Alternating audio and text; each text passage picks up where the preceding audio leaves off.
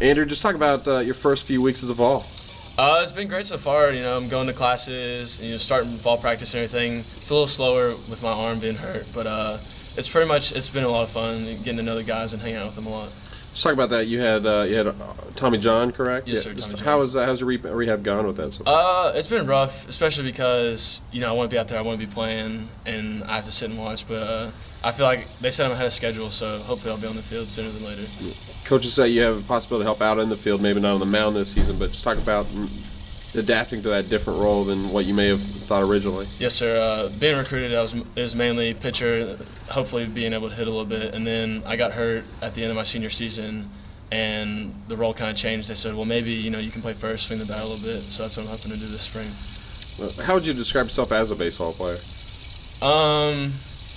Tall, lanky guy. Off the mound, it's a good thing. Not so much when you're swinging the bat. Been trying to hit the weight room a little bit, but it's definitely a different thing. Playing first base, it definitely helps because you got a big target, and then I guess gap-to-gap hitter, and when I'm at the plate. What about off the field? What would your friends say your personality's like? A little bit of a jokester, maybe. I get on people a lot, and I give them a hard time.